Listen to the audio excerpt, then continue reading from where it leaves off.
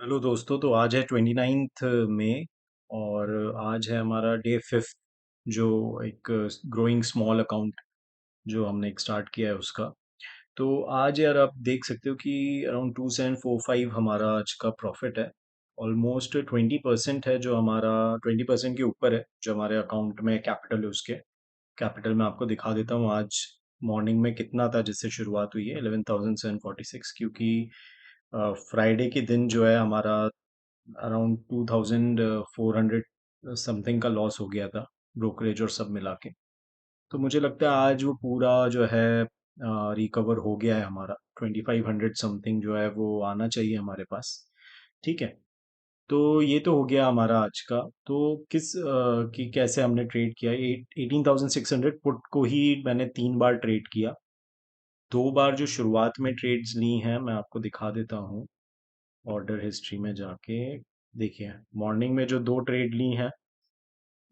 देखिए, मॉर्निंग में ट्रेड ली हमने अराउंड ये 9:45, और ये 15 मिनट हमारी ट्रेड चली जिसमें अराउंड 22% प्रॉफिट था।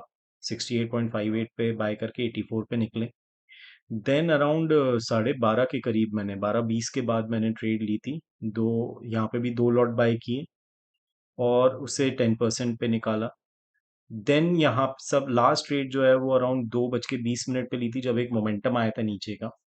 तो यहाँ पे 68.20 और ये 77.25 पे निकाला है। तो आज जितनी भी ट्रेड ली वो सारी सक्सेसफुल रही हमारी, है ना।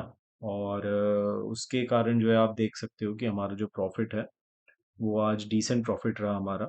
20% से ज़्यादा का प्रॉफिट है हमारे कैपिटल पे। तो हमारे जो पहला माइलस्टोन है 20,000, तो हम देख सोच सकते हैं शायद जल्दी पहुंच जाए हम वहाँ पे। तो सबसे पहले हम डिस्कस करते हैं 69 की पुट जो हमने बाय करी। तो वो किस बेसिस पे बाय करी हमने। तो आप देख सकते हो पहले जो कैंड जब पहली जो ट्रेड है वो 9:45 जब ओवर हुआ, जैसे ही उसके फर्स्ट मिनट में लिया, मतलब 9:46 में हमने लिए। ठीक है। तो यार आप देख सकते हो इसका हाई कितना है, 76.85, और हमारे हमने जो ट्रेड लिए वो कब लिए, 68.58, 68.88 अराउंड लिए, मतलब 69 पकड़ लेता है। तो ये जो थर्ड कैंडल है 9:45 की, इसका लो है 66.95, और 69 पे हमने अराउंड बाय किया है। तो 69 पे कैसे बाय किया यार, मोमेंटम जो था, मतलब मैं आपको अब स्पॉट के चार्ट पे आता हूँ निफ्टी के।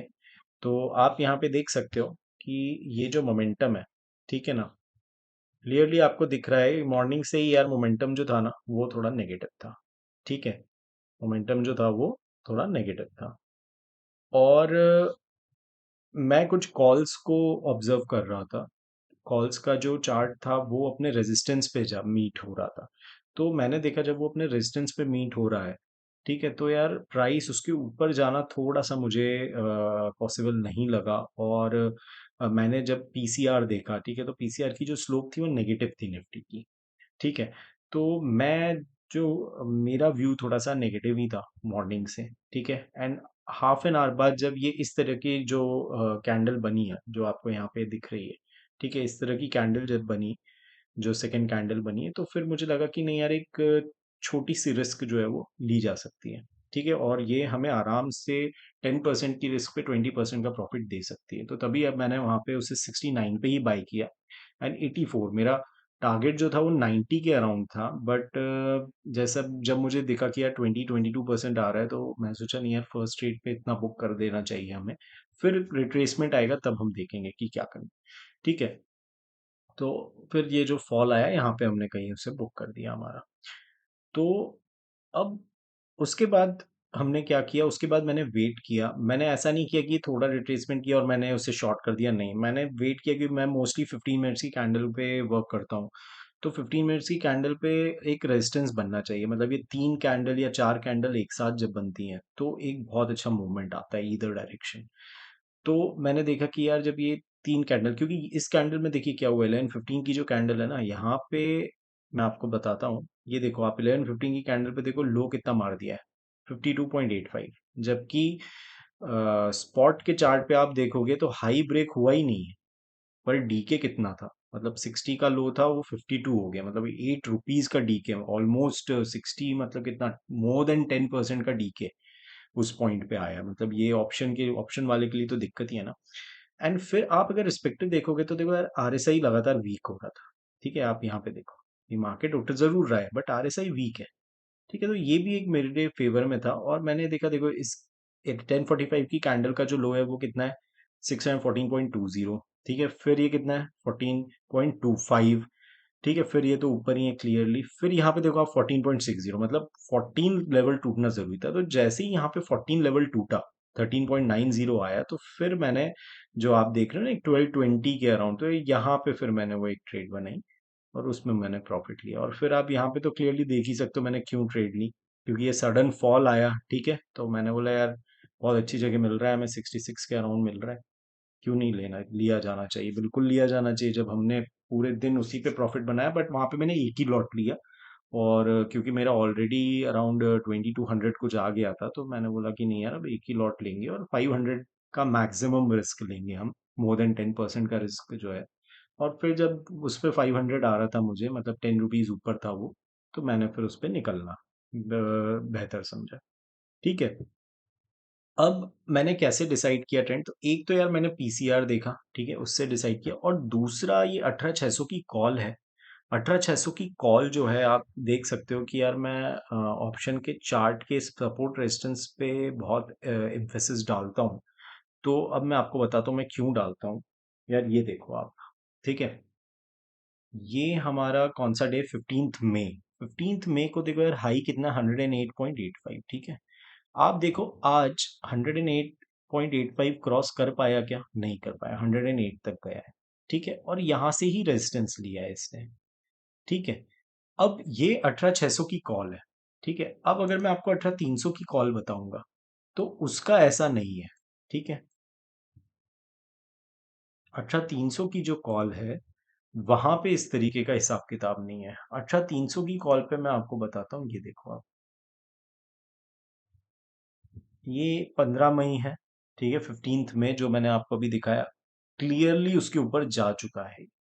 ठीक है, तो ये हमें क्या दिखा रहा है कि यार 18300 की जो कॉल है, वहां पे शॉर्ट कवरिंग हो चुकी है। ठीक है, वहां पे लोगों ने अपने शॉर्ट्स कवर कर लिए और अब वो ऊपर मूव कर गए। ठीक है, तो 18600 की जो कॉल है वो 109, उसका 109 पे एसएल होगा, 109 के ऊपर। अगर ये 18600 की जो कॉल है कल 109 के ऊपर जाती है, कल या परसों, तो फिर आप यहाँ पे भी आप देखोगे कि बहुत बड़ा मूव आने की संभावना है। ठीक है, पॉसिबिलिटी है। ठीक है, तो ये सारी चीजें हैं जो मैं ऑब्जर्व कर रहा हूँ। अब देखो आप, यहाँ पे ये एक स्विंग हाई बना था।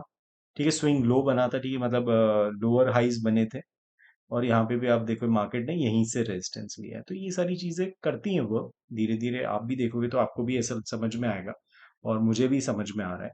ठीक है, अब कल के लिए हमें क्या करना है, आज का तो हमारा सक्सेसफुल हो गया। अब कल के लिए हमें क्या करना है, तो यार अभी भी ट्रेंड जो है मार्केट का, क्लियरली यार बुलिश है ट्रेंड।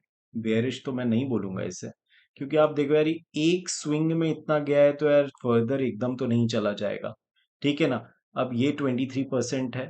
ठीक है, 540 के अराउंड, तो हो सकता है यहाँ पे टच करने आए या और नीचे आए। मैं यहाँ तक सोच रहा हूँ एटलीस्ट 500 तक तो आना चाहिए इसको टच करने, और 500 आएगा तो ये जो हमारा लेवल है, ठीक है, 480, तो इसके अराउंड जो है एक सपोर्ट बनाना चाहिए। और यहाँ से सपोर्ट बना के अगर मार्केट घूमता है, तो बहुत अच्छी कॉल बाइंग अपॉर्चुनिटी होगी।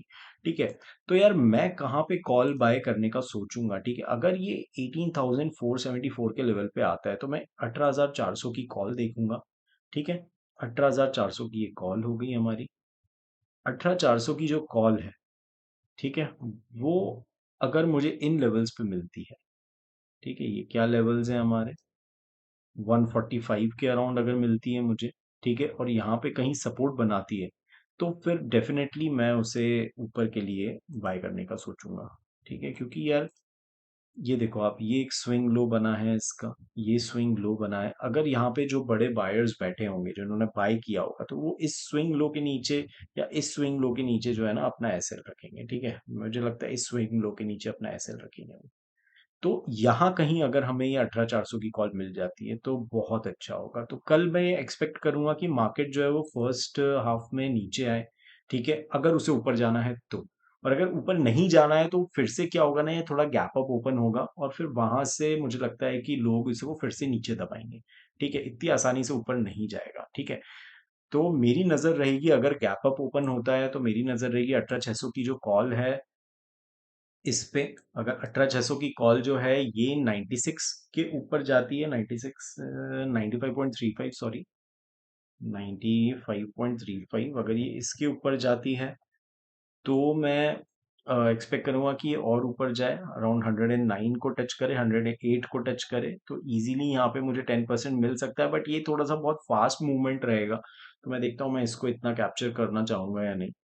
ठीक है, और अगर ये गैप अप ओपन होता है, इसको क्रॉस नहीं कर पाता है, ठीक है, और यहाँ से मुझे लग रहा है नहीं यार ये रेजिस्टेंस ले रहा है, अगर दो तीन यहाँ पे एटलीस्ट दो कैंडल्स अगर 15 मिनट की बनती हैं, मतलब शुरुआत का आधा घंटा अगर यहीं यहीं ये होवर करता है और फिर ये ब्रेक डाउन करता है, ठीक है ना, तो फिर मैं फिर से 18,600 की पुट को बाय करने का सोचूंगा कल, एंड अगेन उसे क्या बोलते हैं 20% के लिए बाय करने का सोचूंगा।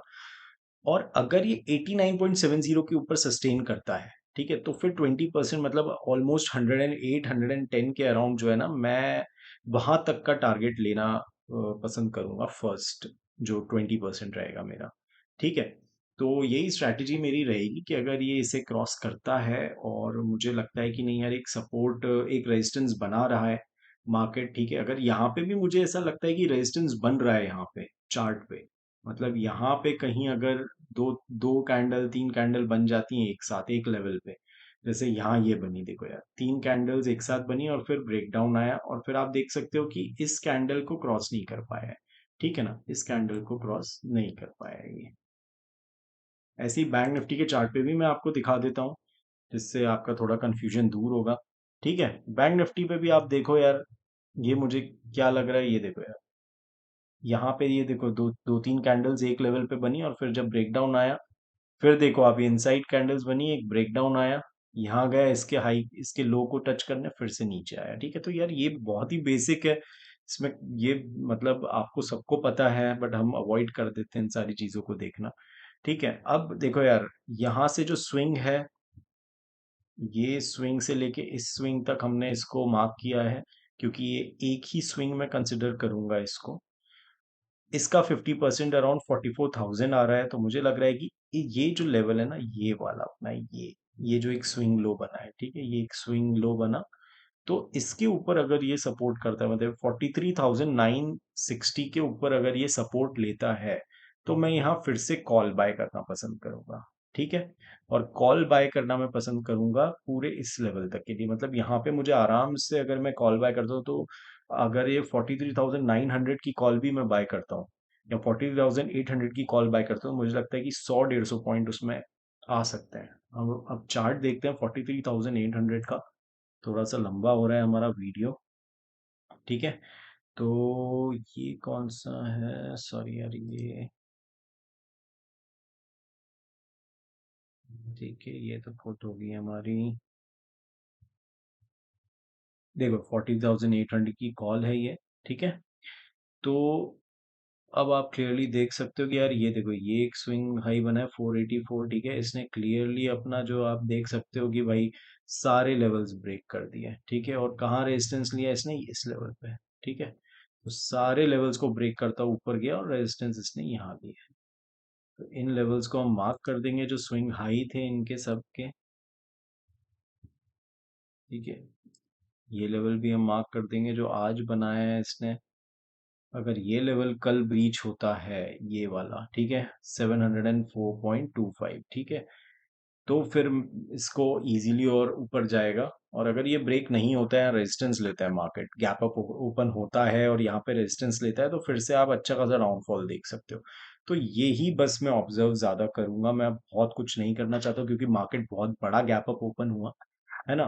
तो ऑल द बेस्ट कल के लिए, और देखते हैं हम कि कल मार्केट जो है वो कैसा परफॉर्म करता है और क्या चीजें रहती हैं। Thank you.